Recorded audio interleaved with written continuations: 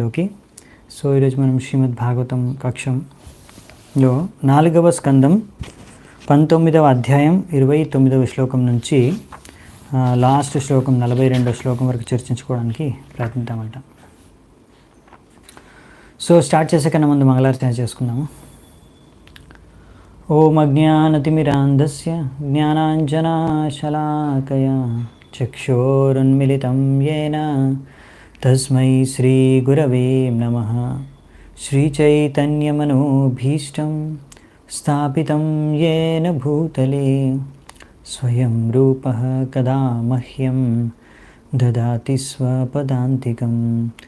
వందేహం శ్రీగురూన్ శ్రీయుతాపదకమలం శ్రీగురూన్ వైష్ణవాంశ్చ శ్రీరూపం సాగ్రజాతం సహగణరఘునాథాన్వితాం తం సజీవం సాద్వైతం సావధూతం పరిజనసహితం కృష్ణచైతన్యదేవం శ్రీరాధాకృష్ణపాదాన్ సహగణలలితా శ్రీవిశాఖాన్వితాంశ్చ నమా ఓం విష్ణుపాదాయ కృష్ణప్రేష్టాయ భూతలే శ్రీమతే భక్తివేదాంత స్వామినితి నామినే.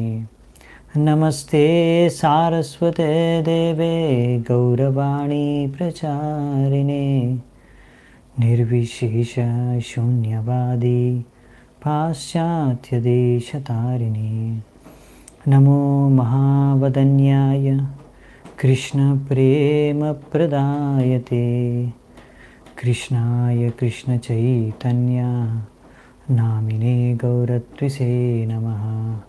హే కృష్ణ కరుణా సింధు దీనబంధు జగత్పతే గోపేశ గోపికా కాంత రాధాకాంత నమోస్తుతే.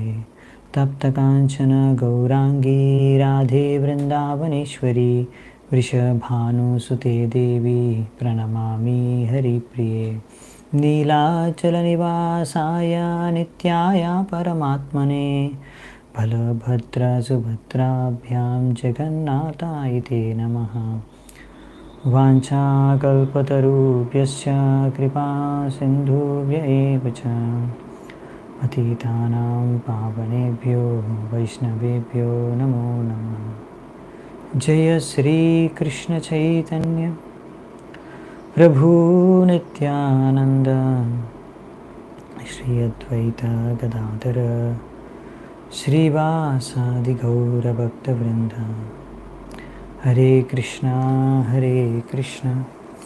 కృష్ణ కృష్ణ హరే హరే హరే రామ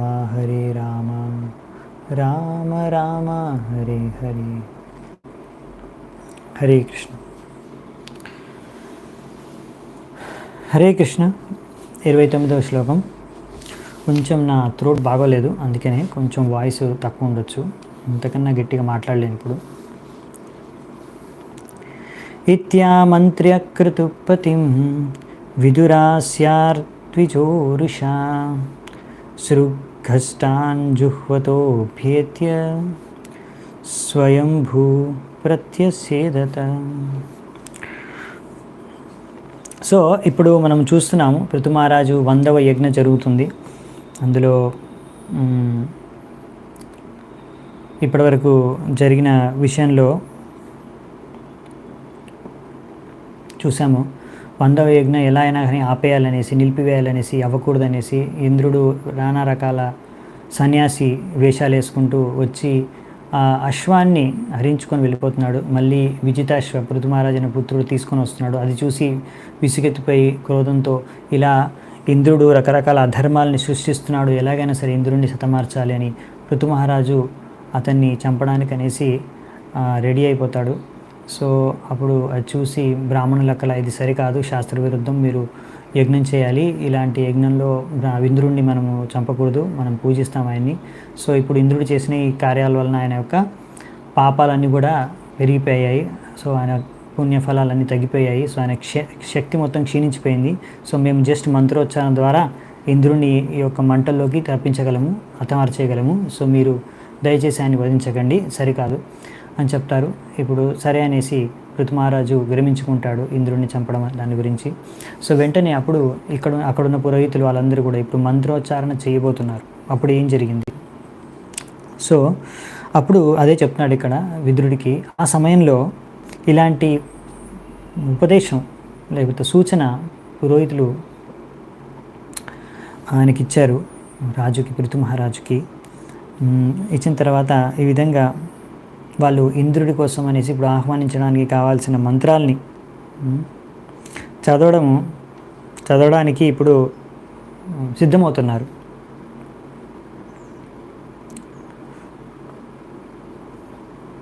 సో ఈ విధంగా ఎప్పుడైతే ఆహుతిలో ఆ మంత్రాలు చదివి ఆహుతిలో సమర్పించబోతున్నారో ఆ క్షణంలోనే బ్రహ్మదేవుడు అక్కడ ప్రత్యక్షమయ్యి వాళ్ళని ఇది చేయకూడదు, ఆపేయండి, ఈ యజ్ఞం ఆపేయండి వెంటనే అని చెప్పేస్తారు. సో మరి యజ్ఞం ఆపేయమనేసి వెంటనే 100వ అశ్వమేధ యజ్ఞాన్ని వెంటనే అక్కడే నిలిపేయమనేసి బ్రహ్మదేవుడు ఆజ్ఞాపిస్తాడు. సో ఇంకేం చెప్తున్నారో చూద్దామండి, ఏం జరిగింది మరి. నవధ్యో భవతామింద్రో యజ్ఞో భగవత్తను యం జిగాంసత యజ్ఞేన యస్యేష్టాస్తనవసురా. సో బ్రహ్మదేవుడు అప్పుడు వాళ్ళందరితో ఏమంటున్నాడంటే, ఓ నా ప్రియమైన అందరూ పురోహితులారా, మీరు ఇలా ఇంద్రుడిని చంపలేరు, చంపకూడదు, ఇది మీ యొక్క కర్తవ్యం కాదు. మీరు అర్థం చేసుకోవాలి, ఇంద్రుడు కూడా భగవంతుడు ఎలాగ ఆయన ప్రతినిధి, ఆయనతో సమానం. ఇంకా భగవంతుడికి సహాయం చేసే వారిలో అందరికన్నా శక్తివంతమైన వాడు ఇంద్రుడు, ఈ మొత్తం భౌతిక ప్రపంచంలో మేనేజ్మెంట్ చేయడానికి. మీరు ఈ యజ్ఞం ద్వారా అన్ని రకాల దేవతలను సంతృప్తిపరచడానికి ప్రయత్నిస్తున్నారు, కానీ మీకు తెలిసే ఉండాలి అన్ని దేవతలు కూడా ఇంద్రుడి యొక్క అనుచరులు లేకపోతే ఆయన యొక్క అంశాలు మాత్రమే. సో అటువంటి ఇంద్రుడిని మరి మీరు ఎలా ఈ యజ్ఞం ద్వారా చంపాలనుకుంటున్నారు? ఇది సరైన విధానం కాదు, మీరు చేసే పని సరైన కార్యం కాదు అని ముందు బ్రహ్మదేవుడు సూచిస్తున్నాడు. ఇంకేం చెప్తున్నాడు బ్రహ్మదేవుడు చూద్దాం. తద్ ఇదం పశ్యతమహ ధర్మ వ్యతికరం ద్విజాః ఇంద్రేణానుష్ఠితం రాజ్ఞః కర్మైతద్ విజిఘాంసత. ఈ విధంగా ఈ యజ్ఞము అవ్వకూడదు, పృథు మహారాజ్ చేసే మహాయజ్ఞం 100వ యజ్ఞం అశ్వమేధ యజ్ఞం జరగకూడదు అనేసి ఇంద్రుడు ఎన్నో రకరకాల అధర్మ పద్ధతుల్ని అనుసరించి దీన్ని యజ్ఞం కాకుండా చూడడానికి ఆయన ప్రయత్నిస్తున్నారు. కానీ ఇంద్రుడు ఈ చేసిన అధర్మ కార్యక్రమాల వల్ల చాలామంది ఇప్పుడు ఈ అధర్మ పదాన్ని అనుసరించడానికి ఆయన ఒక దారిని చూపించాడు చాలామందికి, అధర్ములకి. సో అందుకనే దీని ద్వారా అసలైన ధర్మం అధర్మం ఏంటనేది సరిగ్గా గుర్తించలేని పరిస్థితికి వచ్చేస్తారు జనాలు. ఇదే సరైన ధర్మం అనుకుని ఇలాంటి ధర్మాన్ని కూడా అధర్మాన్ని ధర్మంగా పాటించవచ్చు. సో ఈ విధంగా భవిష్యత్తులో సరైన ధర్మ విధానానికి దారిని మళ్లించేశాడు ఇంద్రుడు. సో అందుకని మీకు ఈ విషయాల గురించి గుర్తు చేస్తున్నాను. మీరు కనుక ఇంకా అతన్ని విరోధించడానికి ప్రయత్నిస్తే, ఆయన్ని ఆపడానికి కానీ ఏమైనా చేయడానికి ప్రయత్నిస్తే అతని శక్తిని ఇంకా దుర్వినియోగం చేసుకుంటాడు.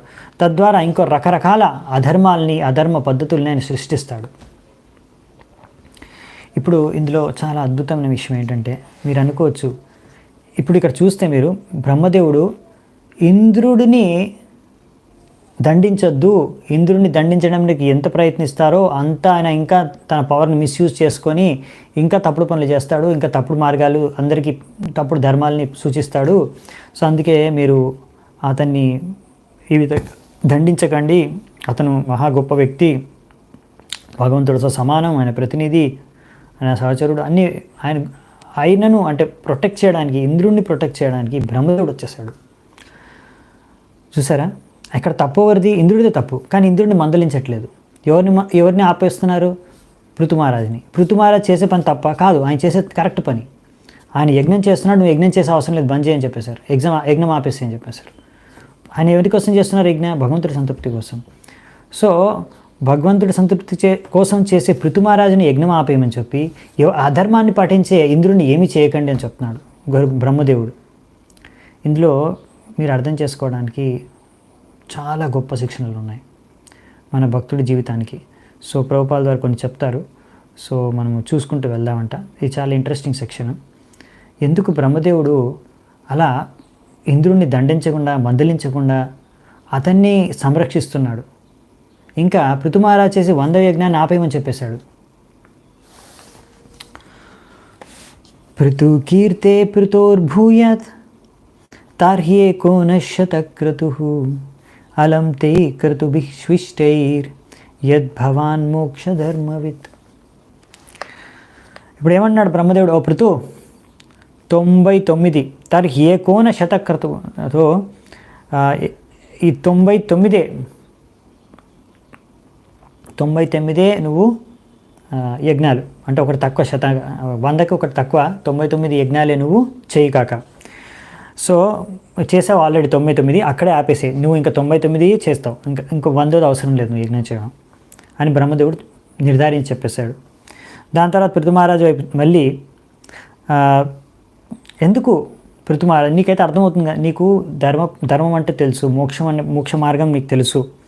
అటువంటప్పుడు నువ్వు అన్నీ తెలిసిన వాడివి, మోక్షం పొందే మార్గాన్ని అన్నీ తెలిసిన వాడివి, మరి ఎందుకు నువ్వు ఇటువంటి యజ్ఞాలు చేసి ఏం లాభం? ఇది బ్రహ్మదేవుడు అంటాడు చూడండి పృథు మహారాజుకి.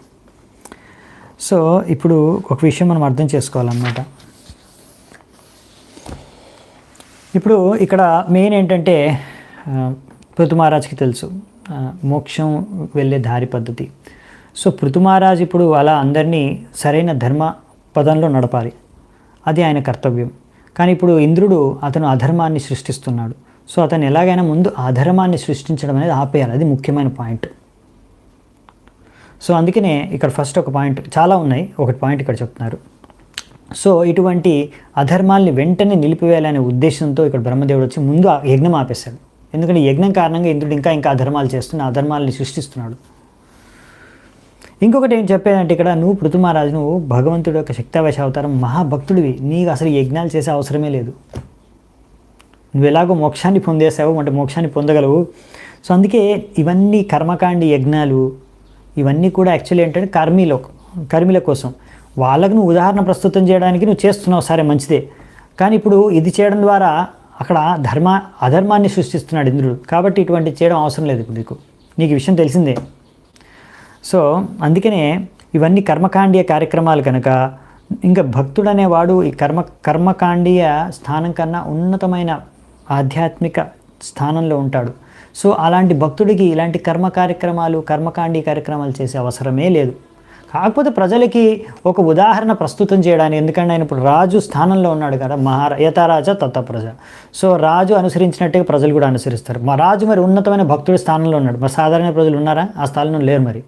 మరి భక్తి చేసుకోకుండా ఇటు కర్మకాండ వర్ణాశ్రమం ఏమి పాటించలేదు అనుకోండి, మరి ఎటు వెళ్తారు? నరకానికి వెళ్తారు. అందుకనే అలాంటి సాధారణ ప్రజలకి వాళ్ళు కనీసం వర్ణాశ్రమ ధర్మం కర్మకాండ అయినా చేసుకునేటట్టుగా ఉండే, అట్లీస్ట్ కనీసం వాళ్ళు నెక్స్ట్ ఒక మనిషి జన్మాన ఒకవేళ వీలైతే భవిష్యత్తులో ధర్మాన్ని అనుసరించి భగవంతుడిని సంతృప్తిపరిచి భగవద్ధామానికి వెళ్ళొచ్చు భక్తి చేసుకొని, లేకపోతే కనీసం ఇదన్నా చేసుకొని నరకానికైనా వెళ్ళకుండా ఉంటారు. సో అందుకే ఇలాంటివన్నీ సెట్ చేస్తున్నారు అన్నమాట పృథు మహారాజు. అంటే ఒక ఎగ్జాంపుల్ సెట్ చేయడానికి సాధారణ ప్రజల కోసం. సో అందుకని ఇప్పుడు ఆపేయాల్సిందే. ఎందుకంటే ఇప్పుడు దీనికన్నా ముఖ్యమైనది ఏంటంటే అధర్మాన్ని సృష్టిస్తున్నాడు ఇంద్రుడు. ఎందుకంటే ఆ ఇంద్రుడి అధర్మాన్ని సృష్టించడం అనేది అసలు మనం చేసే అంత కార్యం యొక్క విలువ లేకుండా పోతుంది. ఎందుకంటే మనం మొత్తం గోల్ అంతా ధర్మాన్ని స్థాపించడం, ధర్మాన్ని ప్రచారం చేయడం, కానీ అతను అధర్మాన్ని సృష్టిస్తున్నాడు, అది ప్రచారం చేస్తున్నాడు. సో అందుకనే వెంటనే ఈ యజ్ఞం నిలిపివేస్తే బెస్ట్. ఎందుకంటే ఈ యజ్ఞం కారణంగా అతను అధర్మం సృష్టిస్తున్నాడు. ఇదొక పాయింట్. ఇంకోటి ఏంటంటే పృథు మహారాజుకి అవసరం లేదు. భక్తులు ఎవరికైతే ఉన్నారో వాళ్ళకి ఇలాంటి అన్ని కర్మకాండి యజ్ఞాలు చేసే అవసరం లేదు. చాలామంది ఎన్నో ప్రశ్నలు అడుగుతూ ఉంటారు. ఎందుకంటే భాగవతం క్లాస్ వినరు. నేను చూస్తున్నాను ఇప్పుడు కూడా చాలా తక్కువ మంది అటెండ్ అవుతున్నారు క్లాసు.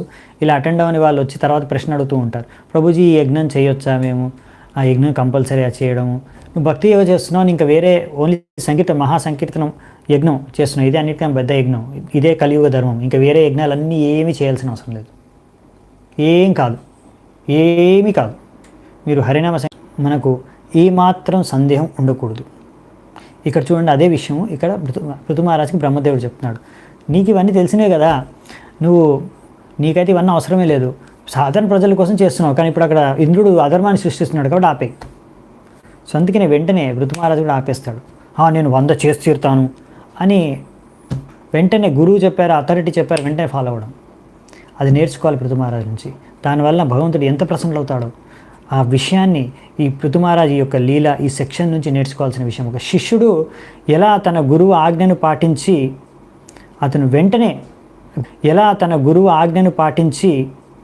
అతను వెంటనే గురువు ఏం చెప్తే అది వెంటనే చేసేస్తే తద్వారా భగవంతుడిని ఎలా అతను ప్రసన్నం చేస్తాడు అనేది పృథు ఈ జీవితం నుంచి, ఈ ఘట్టం నుంచి నేర్చుకోవాల్సిన ముఖ్యమైన అంశం ప్రతి భక్తుడికి. ఎందుకంటే ఇక్కడ పృథు చూస్తుంటే ఎలా అనిపిస్తుందంటే, ఇప్పుడు మీరు ఆర్గ్యూ చేయొచ్చు, అదేంటి ఇప్పుడు మీకు అథారిటీ వచ్చి చెప్పారనుకోండి, అతను తప్పు ఉంటే నన్ను ఆపేయమంటారేంటి? అతను వెళ్ళి మందలించాలి కదా అథారిటీ. నేను కరెక్ట్ పని చేస్తున్నాను, అతను తప్పు చేస్తున్నాడు, అతను నన్ను నేను చేసే మంచి కార్యాన్ని ఆపేయడానికి అతను ప్రయత్నిస్తున్నాడు, అతన్ని వెళ్ళి మందలించాలి కానీ అథారిటీ నన్నే ఆపేయమని చెప్తారేంటి, వీడేం అథారిటీ అనుకోకూడదు. సో అందుకనే మనము ఈ భాగవతం చదివినప్పుడు మన జీవితంలో ఆ శిక్షణలు ఎలా మనము నింపుకొని ఎలా అవి మన చేతిలో ఉండిపోవాలి. ఇవి ఏదైతే నేర్చుకుంటున్నాం శిక్షణలు, ఇవన్నీ మన మైండ్లో ఉండాలి. మనకు స్టోరీ గుర్తుండకపోయినా పర్వాలేదు కానీ ఆ శిక్షణ గుర్తుండాలి. కానీ ప్రాబ్లం ఏంటంటే శిక్షణ మర్చిపోతారు, స్టోరీ గుర్తుంటుంది. పృథు 100 యజ్ఞాలు చేయడానికి ప్రయత్నించాడు, 100 యజ్ఞంలో ఇంద్రుడు అడ్డుకున్నాడు, అది చేయనీయకుండా, తర్వాత బ్రహ్మ వచ్చేసి ఆపించేశాడు. ఇది స్టోరీ, నాకు తెలుసు, స్టోరీ తెలిసి ఏం లాభం, అందులోంచి మీరు ఏం నేర్చుకున్నారు? అదే అన్నిటికన్నా ముఖ్యమైన పాయింట్. భాగవతంలో కథలు తెలిస్తే సరిపోదు, ఆ కథల నుంచి మనం ఏం నేర్చుకొని మన భక్తి జీవితంలో మనం దాన్ని ఉపయోగించుకోవాలి. అదే మన అథారిటీ వచ్చి మనల్ని ఆపేయమన్నారనుకోండి, మనం తప్పు లేకున్నా ఇంకొకటి తప్పు ఉంది కానీ అతన్ని సమర్థిస్తూ మనల్ని ఆపేయమన్నారనుకోండి, మనం ఇలాగే ఆపేస్తాం. వెంటనే పృథు వెంటనే ఆపేస్తాడు బ్రహ్మదేవుడు చెప్పగానే. అది పృథు యొక్క గొప్పతనం.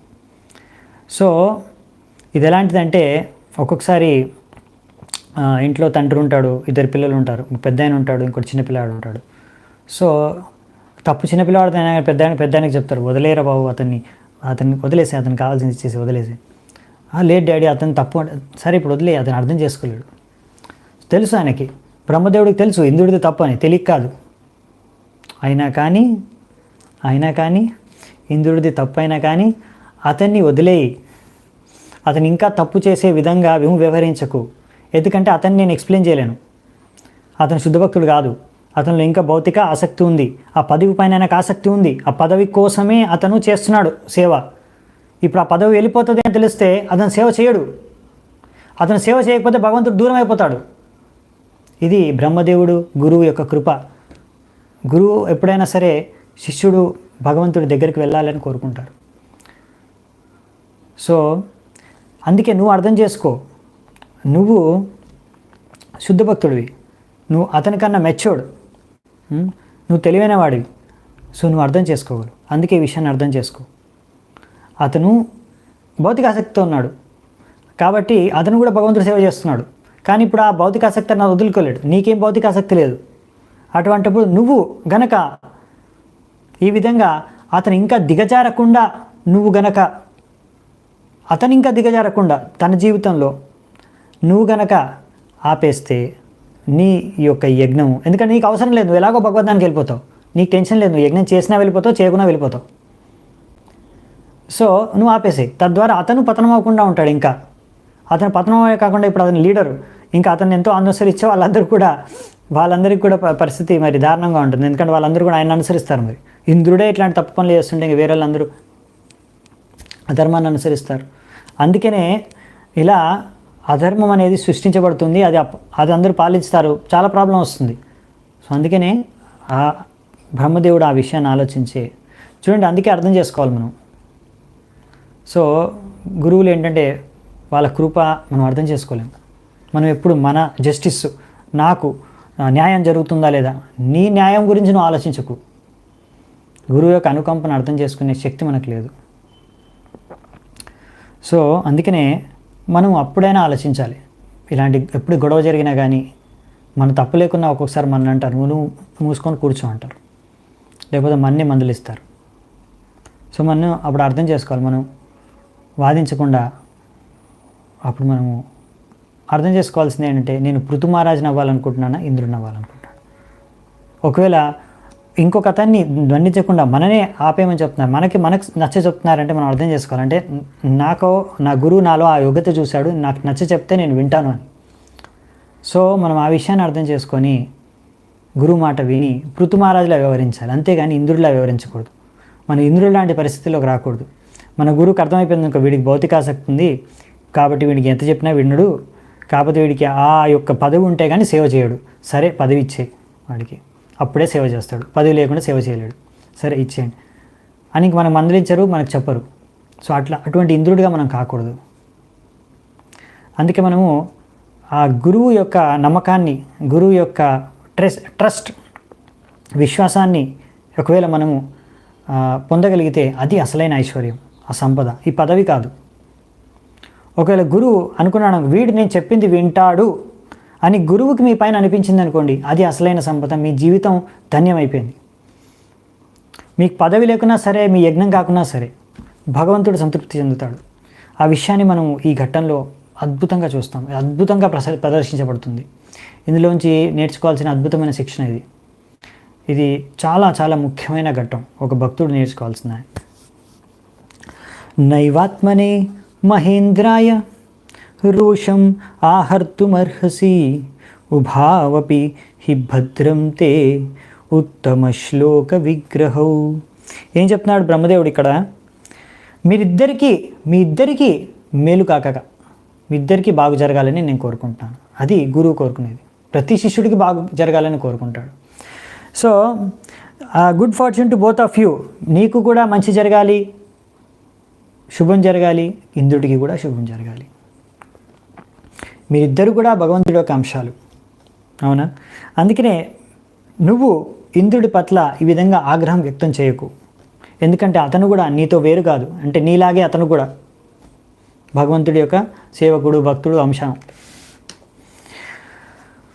మాస్మిన్ మహారాజ కృతాస్మ చింతాం నిశామ్యస్మద్వచ ఆధృతాత్మ యధ్యాయతో దైవహతం ను కర్తుం మనోతిరుష్టుం విశతే తమోందం. ఓ రాజా, నువ్వేమీ విచలితం కాకు, మనసులో కంగారు పడకు. ఎందుకంటే నీ 100వ యజ్ఞ సరిగ్గా జరగటం లేదు ఇటువంటి కారణాల వల్ల. ఈ కారణాలు ఏంటంటే ప్రొవిడెన్షియల్ ఇంపెడిమెంట్స్, అంటే ఇవి ఒక రకమైన మన చేతిలో లేని, అంటే ఇప్పుడు ఇవి మనం కావాలని నిలిపివేయట్లేదు ఈ యొక్క యజ్ఞాన్ని. ఈ యజ్ఞం అనేది ఇప్పుడు కొన్ని పైవారి కారణాల వల్ల, దైవ కారణాల వల్ల, లేకుంటే మన కంట్రోల్లో లేని కొన్ని కారణాల వల్ల, పరిస్థితుల వల్ల ఇప్పుడు నేను యజ్ఞాన్ని చేయలేకపోతున్నాను. సో నువ్వు యజ్ఞం చేయలేకపోతున్నావు అనేసి నువ్వు బాధపడకు, కంగారు పడకు, చింతించకు. నా యొక్క ఈ వాక్యాల్ని నువ్వు ఎంతో గౌరవంతో స్వీకరించు. చాలా ఇంపార్టెంట్ లైన్ ఇది. నేను చెప్పే ఈ వాక్యాల్ని చాలా గౌరవంతో స్వీకరించు. మనం ఎప్పుడు గుర్తుంచుకోవాల్సింది ఏంటంటే, ఒకవేళ ఇటువంటి దైవానుగ్రహం వలన ఇటువంటివి ఏమైనా జరిగితే మనము నిరుత్సాహపడకూడదు. ఒకవేళ నువ్వు ఇటువంటి వైపరీత్యాన్ని ఎదుర్కొని దీన్ని ఎలాగైనా నేను సరిదిద్ది ఎలాగైనా 100వ యజ్ఞం చేస్తాను అనుకున్నావు అనుకో, ఇప్పుడు దైవ నిర్ణయానికి విరుద్ధంగా నువ్వు ప్రయత్నం చేసావనుకో, ఎలాగైనా నేను 100వ యజ్ఞం చేసి చూపిస్తానని, దైవానుగ్రహానికి దైవ నిర్ణయానికి విరుద్ధంగా, అప్పుడు మనము అది ఒక భౌతిక చేతన, తద్వారా ఇంకా నరక లోకాలకు వెళ్ళిపోతాం, మనం అంధకారమైన లోకాలకు వెళ్ళిపోతాం ఈ విధంగా ఆలోచిస్తే అని బ్రహ్మదేవుడు చెప్తున్నాడు. ఇప్పుడు ఇది పైనుంచి చెప్తున్నారు, పైనుంచి ఆర్డర్ వస్తుంది ఆపేయాలంతే. లేదు నేను చేసి చూపిస్తా, ఎందుకు నేను ఫాలో అవ్వాలి, నాదేం తప్పు ఉంది, నేను చేసి చూపిస్తా అంటే అది భౌతిక చేతన, అక్కడ స్టార్ట్ అయిపోతుంది. ఇక్కడ ఒక అద్భుతమైన పాయింట్ వస్తుంది ప్రభుపాద వారి తాత్పర్యంలో. ఆధ్యాత్మిక చేతనలో మీరు సేవ చేస్తున్నారు, మీరు ఆధ్యాత్మిక స్థాయిలో ఉన్నారని మీకు ఎలా అర్థమవుతుంది? ఎప్పటి వరకైతే మీరు గురువు ఆజ్ఞ ప్రకారం సేవ చేస్తున్నారో అప్పుడు మీరు ఆధ్యాత్మిక స్థితి, స్పిరిచువల్ ప్లాట్ఫామ్లో ఉన్నట్టు. ఏ రోజైతే మీరు గురువు ఆజ్ఞకు విరుద్ధంగా కానీ, గురువు ఆజ్ఞని నిర్లక్ష్యం చేసి మీ మనసుకు తోచినట్టు చేసుకుంటారో ఏదైనా సరే, అప్పుడు అది ఆ హైయెస్ట్ ఆధ్యాత్మిక స్థితి నుంచి పడిపోయినట్టు. ఈ పాయింట్ని బాగా వర్ణిస్తారు ఒక తాత్పర్యంలో, అది మళ్ళీ మేబీ నెక్స్ట్ క్లాస్లో వస్తుందో చూద్దామంట. కానీ అది ఇంపార్టెంట్ పాయింట్ కనుక ముందే చెప్పేశాను ఒకసారి. సో ఇందులోంచి ఒక అద్భుతమైన శిక్షణ ప్రభుపాల్ వారు చెప్పేది ఏంటంటే, ఇప్పుడు పృథు మహారాజు వంటి గొప్ప వ్యక్తి ఏ తప్పు చేయకుండా కానీ ఆయనకి ఇలాంటి విపరీతమైన పరిస్థితి ఎదుర్కోవాల్సి వచ్చింది అతనికి. అంటే ఒక్కొక్కసారి మహాభక్తులు, సాధువులు, గొప్ప వ్యక్తులు, ధర్మాత్ములు కూడా ఇటువంటి విపరీత పరిస్థితులని, వ్యతిరేక సంఘటనలని వారి జీవితంలో ఎదుర్కోవాల్సి వస్తుంది. అంటే నేను శుద్ధ భక్తుడిని కాబట్టి ఏ సమస్య రాదు, నేను ఏది చేసినా నేను అనుకున్న విధంగా అన్నీ జరిగిపోతాయి అనుకోకూడదు. మీరు అనుకుంటున్నారు, ఇక పృథు మహారాజు అనుకుంటున్నాడు 100 యజ్ఞం చేసేస్తాను, నేను 99 చేసేస్తాను, 100ది కూడా అలాగే చేసేస్తాను అనుకుంటున్నాడు. కానీ అది ఇప్పుడు దైవ ఇచ్చేది కాదు, పైనుంచి గురువు ఇచ్చేది కాదు. సో అది ఇప్పుడు జరగట్లేదు. సో అది మనము అట్లాంటివన్నీ కూడా ఇవంటి దైవ నిర్ణయం, ఇదంతా ప్రొవిడెన్షియల్ అరేంజ్మెంట్. సో దీన్ని మనం ఏం చేయలేము, ఇది పైనుంచి వచ్చిన నిర్ణయం అనే విషయాన్ని గ్రహించాలి అప్పుడప్పుడు. సో ఎప్పుడైనా సరే మనం నిరుత్సాహపడకూడదు ఇటువంటి విషయంలో అనేసి, ఇంకా అలాంటివి ఎలాగైనా సరే నేను ఇప్పుడు నా సామర్థ్యంతో నేను మొత్తం ఎంత ప్రకృతి లేకపోతే దైవానికి విరుద్ధమైనా సరే నేను చేసేస్తాను అని ఆలోచించడం భౌతిక చేతన. ఇలాంటివి చేయకుండా మనం ఇలాంటి విపరీత పరిస్థితులను ఎదుర్కొని దాన్ని తట్టుకోవాలి, సహించాలి. సో అంతేగాని మనము విచలితం అవ్వకూడదు, వ్యతిరేకంగా ప్రవర్తించకూడదు అనే విషయాన్ని ఇక్కడ చెప్తున్నారు ప్రభుపాల్ వారి తాత్పర్యంలో. క్రతుర్ విరమతామేష దేవేషు దురవగ్రహ ధర్మ వ్యతికరో యత్ర పాఖండైరింద్ర నిర్మితై. సో బ్రహ్మదేవుడు కొనసాగిస్తున్నారు, ఈ యొక్క యజ్ఞాన్ని నువ్వు నిలిపివేసాయి. ఎందుకంటే దీనివల్ల ఆ ఇంద్రుడు రకరకాల అధర్మాలని సృష్టిస్తున్నాడు. నీకు బాగా తెలుసు, ఇప్పుడు ఈ పాయింట్ చూడండి, చాలా సూపర్ పాయింట్. ఏం చెప్తున్నారంటే, నీకు బాగా తెలుసు దేవతల్లో కూడా ఎన్నో అక్కర్లేని భౌతిక కోరికలు ఉంటాయి అని. సో బ్రహ్మదేవుడు ఆ విషయాన్ని చెప్తున్నాడు, ఆయనకి భౌతిక కోరిక ఉంది, అలా కొంతమంది దేవతలకి భౌతిక కోరికలు ఉంటాయి, అవి అనవసరమైనవి, అంటే మంచివి కాదు అవి కోరికలు, కానీ అటువంటి భౌతిక కోరికలు ఉంటాయి అనే విషయం నీకు తెలుసు. అందుకే నీకు చెప్తున్నాను. అతను చెప్పలేదు, అతనికి కోరిక ఉంది, భౌతిక కోరిక. సో అతను చెప్తే అతనికి వినలేడు, అతను పాటించలేడు, అతను భౌతిక కోరికతో ఇంకా విముక్తుడు అవ్వలేదు. నువ్వు శుద్ధ భక్తుడు, నీకు భౌతిక కోరికలు లేవు కాబట్టి నువ్వు ఫాలో అవ్వగలవు. గురువు ఆజ్ఞ ఎవరు ఫాలో అవ్వగలరంటే ఎవరికైతే భౌతిక కోరికలు లేవు, ఎవరైతే వాళ్ళ లోపల ఏదో భౌతిక కోరిక ఉంది, ఏదో భౌతికంగా ఆశించాలి, సాధించాలి, ఎంజాయ్ చేయాలి, భోగించాలి అని ఏదో కోరిక ఉంది తీర్చుకోవాలని. సో అటువంటి వాళ్ళు గురువు యొక్క ఆజ్ఞని సరిగ్గా పాటించలేదు. ఎందుకంటే గురువు ఆజ్ఞ వచ్చిందనుకోండి, ఒకవేళ గురువు ఆజ్ఞ ద్వారా అతని భౌతిక కోరిక తీరలేకపోతుంది అనుకోండి, అతను గురువు ఆజ్ఞను పక్కన పెట్టేస్తాడు, ఆయన భౌతిక కోరికను తీర్చుకుంటాడు. ఒకవేళ గురువు ఆజ్ఞ ద్వారా ఆయన భౌతిక కోరిక తీరితే అప్పుడు ఫాలో అవుతాడు అనమాట. సో అల్టిమేట్గా ఏంటంటే ఒక టైం వస్తుంది, అతను గురువు ఆజ్ఞ అప్పుడు ఫాలో అవ్వడు, ఎప్పుడైతే అది భౌతిక కోరికను తీర్చకుండా చేస్తుందో ఆ టైంలో ఆ గురువు ఆజ్ఞను ఫాలో అవడే వ్యక్తి. అందుకనే ఈ ఇంద్రియ నిగ్రహం అనేది చాలా ఇంపార్టెంట్. భౌతిక కోరికలు చాలా ప్రమాదకరం భక్తి మార్గంలో మనము ప్రగతి సాధించడానికి. సో ఇక్కడ మనము ఎలా ఈ భౌతిక కోరిక కారణంగా ఇంద్రుడు అధర్మాన్ని అనుసరిస్తున్నాడు ఇక్కడ అనే విషయాన్ని మనము చూడొచ్చు. సో ఇక్కడ మనకి అందుకనే ప్రభుపాల్ వారు ఇదే చెప్తున్నారనమాట. ఈ తాత్పర్యంలో కూడా బాగుంది చూడండి. ఈ విధంగా కర్మకాండీలు చాలామంది కాంపిటీషన్లు పెట్టుకుంటారు, నేను పెద్ద యజ్ఞం చేస్తాను, కాంపిటీషన్ ఉంటుంది వాళ్ళ దాంట్లో, చేసే కార్యాలు అన్నింటిలో కాంపిటీషన్ ఉంటుంది, వీడికన్నా బాగా నేను చేయాలని. సో ఈ విధంగా ప్రతి కర్మి ఏంటంటే he must be envious because he wishes to enjoy material pleasure to their full extent. ఆయన ఏంటంటే కర్మి అంటే భౌతికంగా నేను బాగా భోగించాలి అనే ఉద్దేశంతోనే రకరకాల కర్మలు కాండలు చేస్తూ ఉంటాడు. సో ఇది భౌతిక రోగం, ఇదే భౌతిక రోగం అంటే భవరోగం. సో అందుకనే అతను తప్పకుండా ఈ భవరోగం ఉన్నంత కారణంగా ఇంకొకరిని చూసి అతను అసూయపడతాడు. అంటే ఇక్కడ ఎవరు అసూయపడింది ఎవరిని చూసి? ఇంద్రుడు పృథు మహారాజుని చూసి.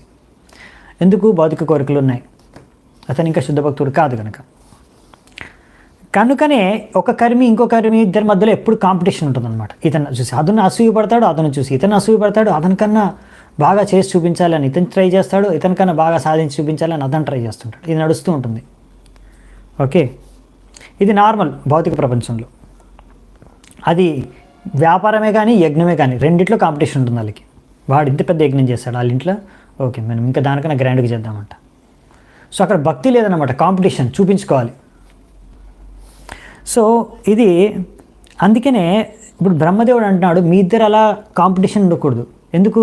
అతను భౌతిక కోరికలు ఉన్నాయి కానీ నీకు లేవు కదా, అందుకని నువ్వు అతనితో కంపీట్ అవ్వకు. అతనికి 100 అతనే కావాలనుకుంటాడు, ఇంకొకరికి 100 యజ్ఞాలు 100 అశ్వమేధ యజ్ఞాలు ఇంకొకరు చేయకూడదు, నేనే నాకు ఈక్వల్ ఎవరు ఉండకూడదు. సరే వదిలేసి అతన్ని ఉంచు, నువ్వు 99కి సాటిస్ఫై అయిపో, నువ్వు 99కే ఆగిపో. నీకెందుకు కాంపిటీషన్? నువ్వు 100 కావాలని ఎందుకు కోరుకుంటున్నావు? అల్టిమేట్ ఏంటి? గురువు భగవంతుడిని ప్రసన్నం చేయడానికి. సో మేమే గురువు ఒక ప్రతినిధి, నేను వచ్చి డైరెక్ట్గా చెప్తున్నాను నీకు, ఇచ్చేస్తే సంతృప్తి అంతాన్ని, ఇది నా ఆజ్ఞ, పాటించు. సో అందుకనే ఈ విధంగా చూడండి 36వ శ్లోకంలో ఇప్పుడు ఏం చెప్తారా? ఏభిర్ ఇంద్రోపశమసృష్టై ఫాకండైర్హరిభిర్జనం హ్రీయమానం విచక్ష్వైనం యస్తే యజ్ఞదృగశ్వముట్. ఇప్పుడు చూడు ఇంద్రుడు ఏం చేస్తున్నాడు, అతను ఇలాంటి గుర్రాన్ని అశ్వాన్ని మళ్ళీ మళ్ళీ దొంగిలించి రకరకాల అధర్మాల్ని సృష్టిస్తున్నాడు. ఈ అధర్మాలన్నీ చాలా ఆకర్షణీయంగా ఉన్నాయి, పాపకార్యాలన్నీ ఎంతో ఆకర్షణీయంగా ఉన్నాయి సాధారణ ప్రజలకి. వాళ్ళు తొందరగా ఇట్లాంటి వాటి పట్ల ఆకట్టుకుపోతారు, ఇవన్నీ చేసుకుంటూ కూర్చుంటారు ఇలాంటివన్నీ. యద్యద్ ఆచరతి శ్రేష్ఠస్ తత్తత్ ఏవతరో జనః సయత్ ప్రమాణం కురుతే లోకస్తత్ అనువర్తతే.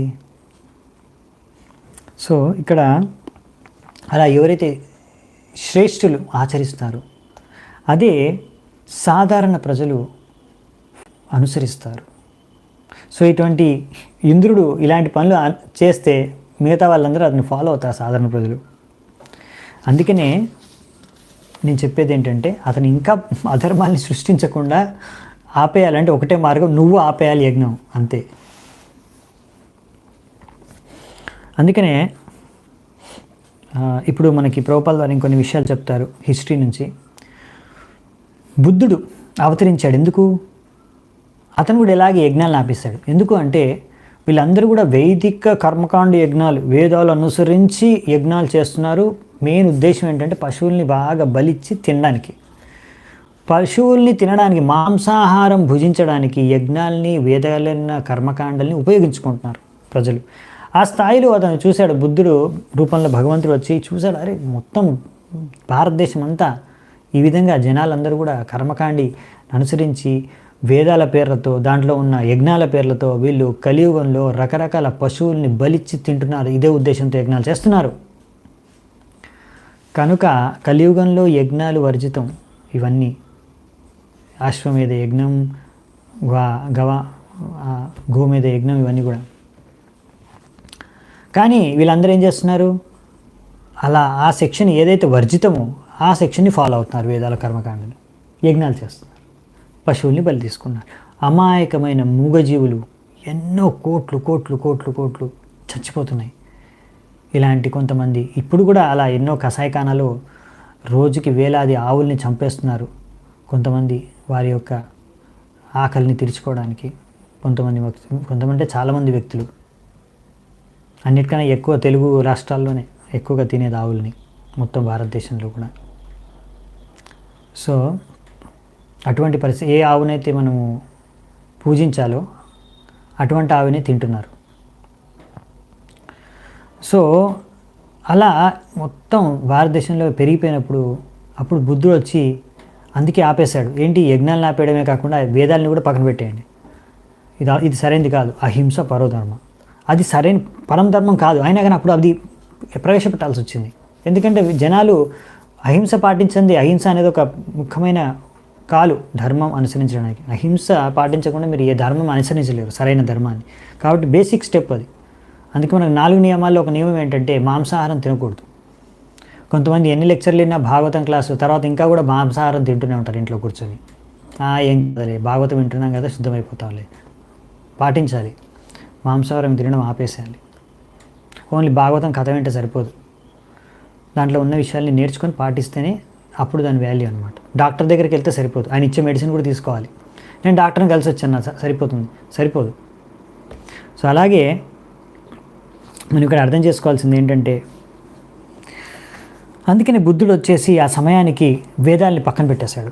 ఈ వేదాలను వదిలేసేయండి, దీన్ని ఫాలో అవ్వకండి, నేను చెప్పేది ఫాలో అవ్వండి, అహింస పరధర్మం అని చెప్పేశాడు. సో అలా అనమాట. సో ఎందుకంటే కలియుగంలో యాక్చువల్లీ ఇలాంటి యజ్ఞాలు వర్జితం.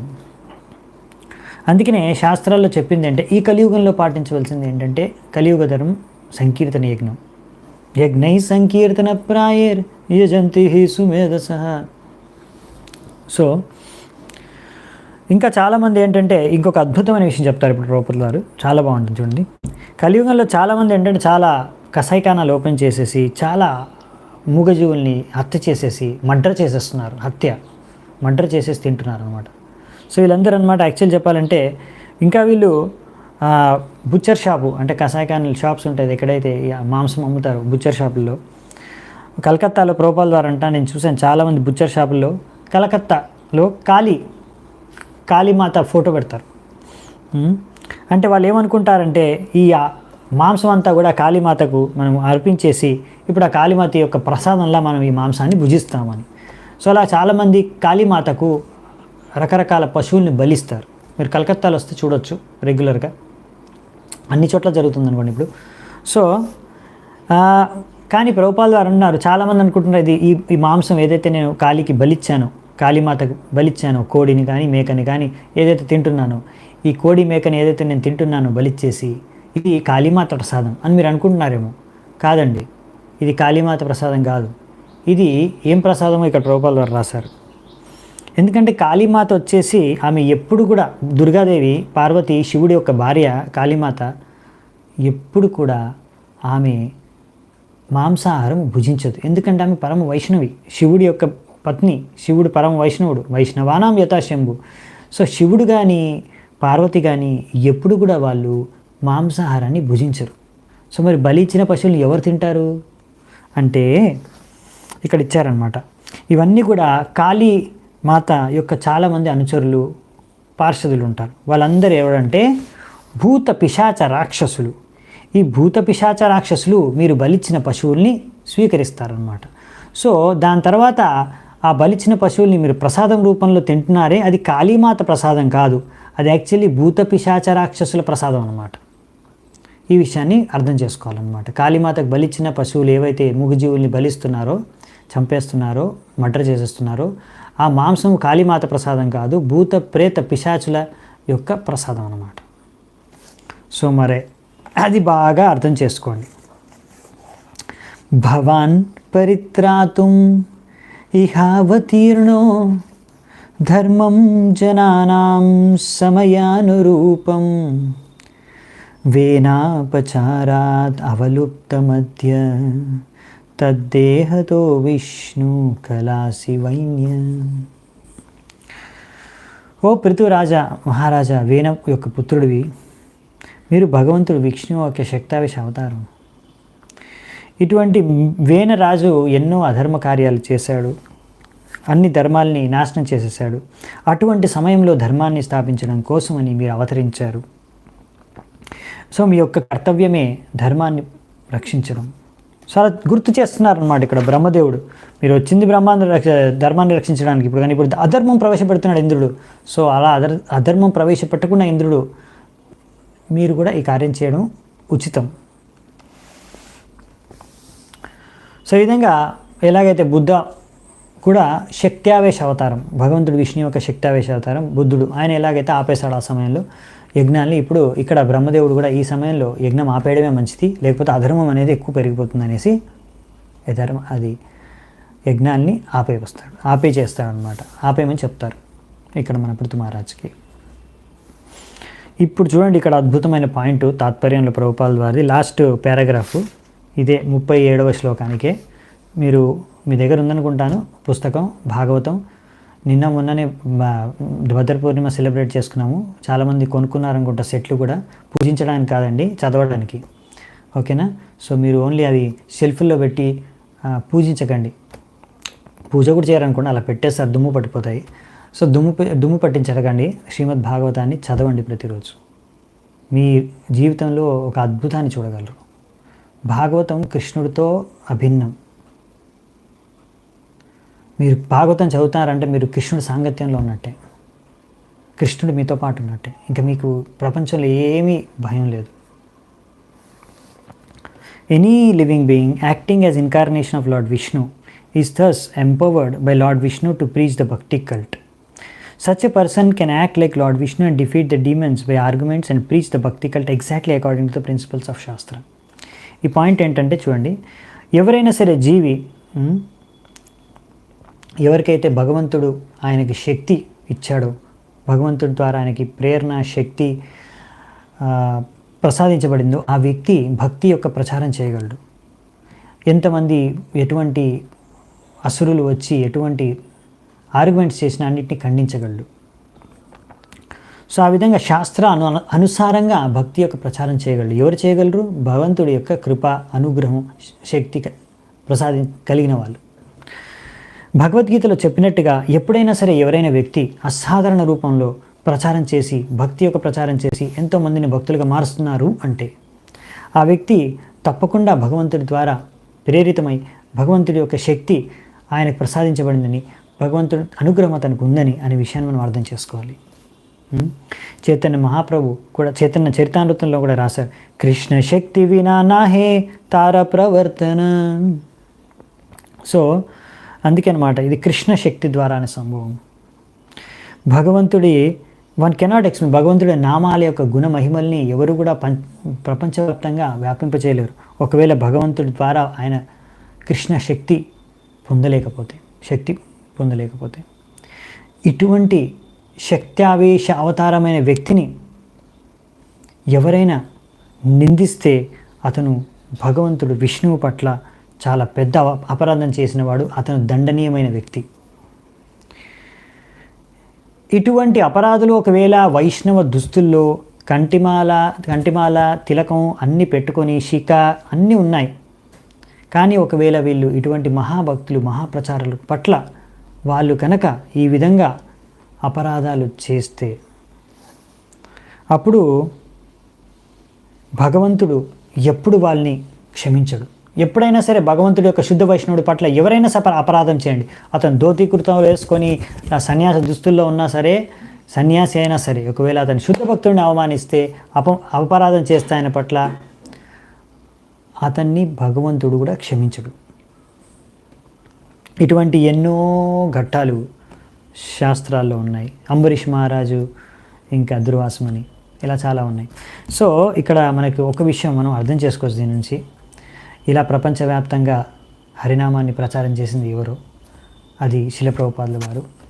సో మనం అర్థం చేసుకోవచ్చు ఆయన భగవంతుడి యొక్క శక్తావేశ అవతారం అని, ఇది మనం గ్రహించాలి. సో ఆయన జీవాత్మనే, భగవంతుడు కాదు, కానీ భగవంతుడి యొక్క శక్తి అనుగ్రహం ఆయన పట్ల ఉంది కనుకనే, ఆయనలో ప్రవేశించింది కనుకనే ఇలాంటి అద్భుతమైన ప్రపంచంలో మొత్తంగా ఈ అద్భుతమైన ప్రచారం, హరినామ ప్రచారాన్ని, హరే కృష్ణ మహామంత్రాన్ని ప్రచారం చేయగలిగారు.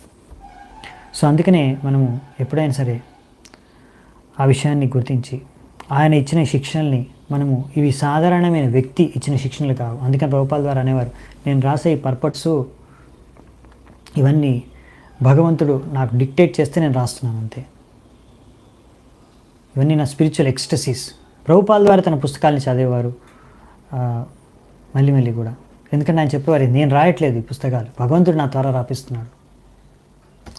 సో అందుకనే ఈ ప్రభుపాద తాత్పర్యాలు అనేవి మనకు ముఖ్యంగా ఇస్కాన్ భక్తులకి చాలా విలువైనవి. భక్తి వేదాంత పర్పోర్ట్స్. సో మనకు ఓన్లీ శ్లోకం యొక్క అనువాదమే కాదు, మనకు చాలా ఇంపార్టెంట్ భక్తి వేదాంత పర్పోర్ట్స్, ప్రభుపాద వారి యొక్క తాత్పర్యాలు కూడా. ఎందుకంటే మనకు కావాల్సిన విలువైన శిక్షణలన్నీ ప్రభుపాద వారు తన తాత్పర్యాల్లో ఇచ్చారు. ప్రభుపాద వారు అన్నారు, నేను ఏమి చెప్పాలనుకున్నాను నా శిష్యులందరికీ నా తాత్పర్యాల్లో ఇచ్చాను. ఇంకా భాగవతం అనేది ప్రభుపాద వారి జీవితం మొత్తం ఆయన కృషి చేసి రచించిన పుస్తకం. ఇది భాగవతం అనేది ప్రభుపాల్ ద్వారా లైఫ్ టైం ప్రాజెక్ట్. శ్రీమద్ భాగవతం ప్రభుపాల్ ద్వారా నేను వెళ్ళట్లేదు అమెరికాకి, శ్రీమద్ భాగవతం వెళ్తుంది, నేను దాంతోపాటు ప్రయాణిస్తున్నాను. అది ప్రభుపాల్ వారి చేతన భాగవతాన్ని తీసుకొని అమెరికాకి వెళ్ళినప్పుడు. సత్వం విమృశాస్య భవం ప్రజాపతే సంకల్పనం విశ్వసృజాం పిపీర్హి ఐంద్రీం చ మాయాం ఉపధర్మ మాతరం ప్రచండ భాకండపతం ప్రబోజహి.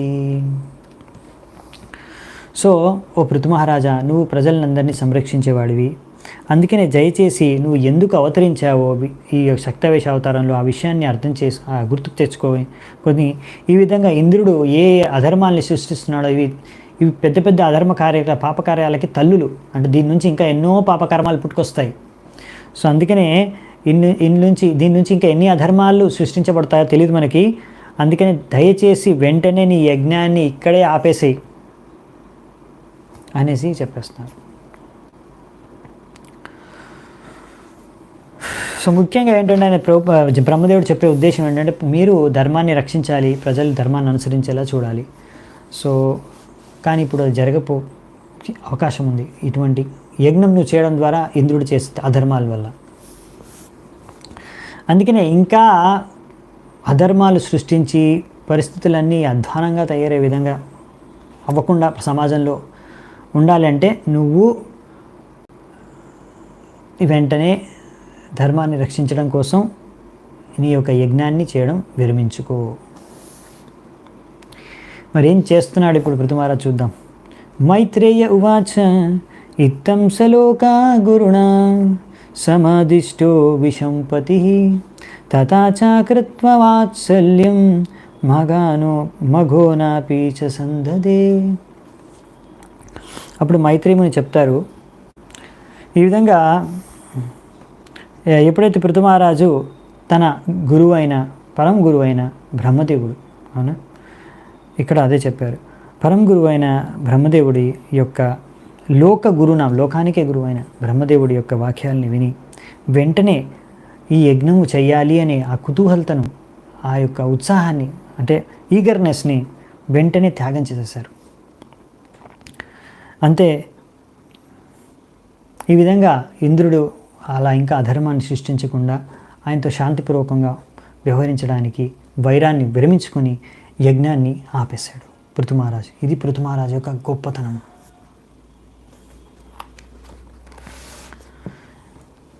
సో అందుకనే ఏదో పెద్ద గొప్ప పనులు చేయడం గొప్పతనం కాదు, గురువు ఆజ్ఞను మనము స్వీకరించిన తర్వాత దాన్ని పాటించడం గొప్పతనం.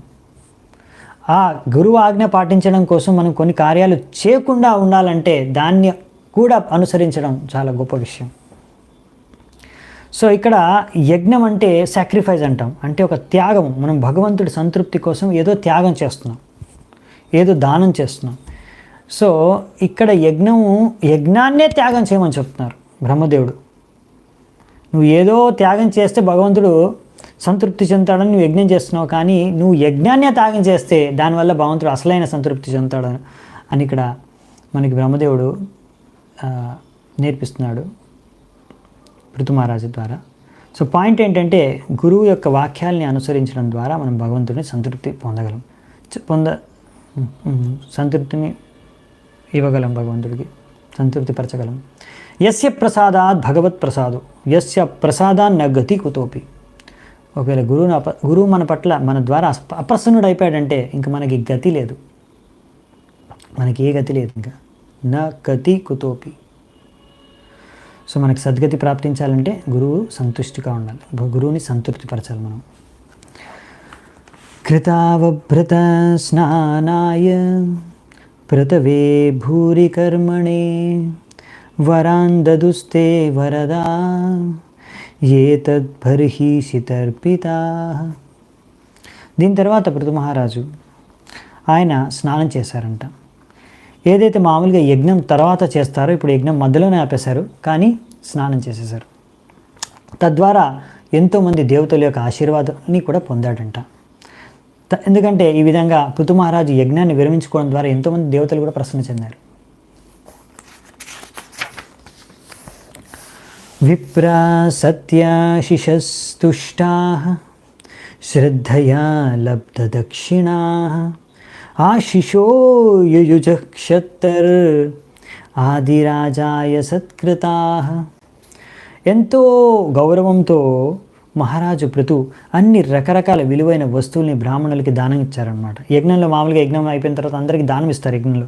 సో ఇక్కడ యజ్ఞం మధ్యలో అయిపోయినా సరే అందరికీ దానం చేశారు ఎంతో గౌరవంతో అక్కడ ఉన్న బ్రాహ్మణులందరికీ. ఈ బ్రాహ్మణులందరూ కూడా వాళ్ళు పొందిన ఈ ధనాన్ని సంపద కానీ ఏదైతే పొందారో పృథు మహారాజు నుంచి ఎంతో సంతృష్టి చెందారంట. అలా సంతృష్టి చెంది వారి యొక్క హృదయపూర్వకమైన ఆశీర్వాదాన్ని పృథు మహారాజుకి ఇచ్చారంట. ఇది చాలా చాలా చాలా చాలా చాలా ఇంపార్టెంట్ పాయింట్ అండి. ఆశీర్వాదం మీకు ఎలా లభిస్తుంది? సాధువుల నుంచి, గురువుల నుంచి. వెళ్ళేసి గురువుగారు నాకు ఆశీర్వాదం ఇవ్వండి అంటే అది రాదు. ఆర్టిఫిషియల్గా గురువు ఆశీర్వాదం సరే ఇస్తున్నాను అనొచ్చు, కానీ యాక్చువల్ ఏంటంటే ఆశీర్వాదం అనేది గురువు నుంచి ఎలా వస్తుందంటే మీరు ఎప్పుడైతే గురువుని సంతృప్తిపరుస్తారో మీ యొక్క సేవ ద్వారా కానీ, మీ యొక్క వ్యవహారం ద్వారా కానీ, మీ యొక్క ఆచరణ ద్వారా కానీ, సాధన ద్వారా కానీ, గురువు యొక్క ఆదేశాలని అనుసరించడం ద్వారా మీరు ఎప్పుడైతే గురువుని సంతృప్తిపరుస్తాడో గురువు మీ పట్ల సంతృప్తి చెందినప్పుడే ఆటోమేటిక్గా మీ పట్ల ఆ గురువు నుంచి మీకు ఆశీర్వాదం వచ్చేస్తుంది. ఇది ఆశీర్వాదం గురువు నుంచి పొందే పద్ధతి. అంతేగాని మనం డిమాండ్ చేస్తే రాదు. నాకు ఆశీర్వాదం ఇవ్వండి ప్రభు, గురూజీ మీరు ఆశీర్వాదం ఇవ్వాల్సిందే నాకు. అలా మనము జబర్దస్తి చేసి గురువు నుంచి ఆశీర్వాదాలని మనం లాక్కోలేము. అది మనం గురువుని సంతృప్తిపరిస్తే సహజంగా హృదయపూర్వకంగా గురువు మనల్ని ఆశీర్వదిస్తారు. అది అసలైన ఆశీర్వాదం. ఆ ఆశీర్వాదం పొందడానికి మనం ప్రయత్నించాలి. అది అసలైన విలువైన సంపద మనకి జీవితంలో. ఇంకా అంతకన్నా మించిన సంపద ఇంకోటి లేదు. త్వయా హూతా మహాబాహో సర్వ ఏవ సమాగతాః పూజితా దానమానాభ్యాం పితృదేవర్షి మానవాః. సో ఇలా అందరి ద్వారా ఆశీర్వాదం, దేవతల ద్వారా, బ్రాహ్మణుల ద్వారా, అక్కడున్న మహా ఋషుల ద్వారా, అందరి ద్వారా, మహామునుల ద్వారా, అందరి ద్వారా, పండితుల ద్వారా, అందరి ద్వారా ఆశీర్వాద వచనాలు పొందారు పృథు మహారాజు యజ్ఞాన్ని మధ్యలో ఆపేసి. సో ఈ విధంగా అక్కడ ఉన్న ఋషులు, మునులు, బ్రాహ్మణులు ఏం చెప్తున్నారంటే, ఓ మహారాజా, మీ యొక్క ఆమంత్రం ద్వారా, మీ యొక్క ఆహ్వానం ద్వారా అన్ని రకాల జీవరాశులు, రకరకాల వ్యక్తులు అందరూ ఇక్కడ వచ్చారు, ఉపస్థితమయ్యారు ఈ యొక్క సభలో, యజ్ఞ సభలో, స్థలంలో. సో చాలామంది పితృలోకం నుంచి, కొంతమంది స్వర్గలోకం నుంచి, ఇంకా కొంతమంది మహా గొప్ప ఋషులు, మునులు వచ్చారు. ఇంకా ఎంతోమంది సాధారణ ప్రజలు కూడా వచ్చారు ఈ యొక్క యజ్ఞంలో పాల్గొనడానికి. ఇప్పుడు వాళ్ళందరికీ మీరు ఇంత బాగా దాన ధర్మం చేసి అందరినీ సంతృప్తిపరిచేశారు. ఇలా దానం చేసి మీరు సంతృప్తిపరచడం ద్వారా అందరూ సంతృప్తి చెందారు మీ యొక్క ఈ కార్యం వలన అనేసి వాళ్ళందరూ కూడా వాళ్ళ యొక్క సంతుష్టిని, ఆనందాన్ని వ్యక్తం చేస్తున్నారు. ఇది ఇలా మనం వైష్ణవుల్ని సంతృప్తిపరచడం, సాధువుల్ని, గురువుల్ని సంతృప్తిపరచడం, వారి ద్వారా తద్వారా ఆశీర్వాద వచనాల్ని పొందడం, ఇది మన జీవితంలో భక్తిలో మనం ప్రగతి సాధించడానికి కావాల్సిన ముఖ్యమైన విషయం. సో దీనికోసమే మనం ప్రయత్నించాలి. ఎల్లప్పుడూ కూడా మనం దీనికోసమే ప్రయత్నిస్తూ ఉండాలి.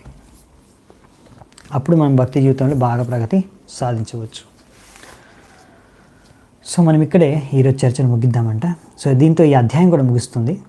సో అందుకనే కొత్త అధ్యాయంతో మనం రేపు మళ్ళీ స్టార్ట్ చేద్దాము. కొత్త అధ్యాయం అది ఇంకా అద్భుతంగా ఉంటుంది. ఇప్పుడు విష్ణువు ప్రసన్నుడై ఆ స్థలంలో ప్రత్యక్షమవుతారు.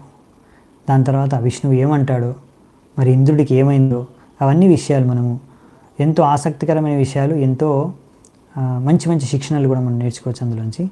సో మనం అది రేపు చూద్దామంట. ఈరోజు ఇక్కడే నేను సెలవు తీసుకుంటాను. ఎంతో ఓపిక విన్నందుకు చాలామందికి చాలా ధన్యవాదాలు.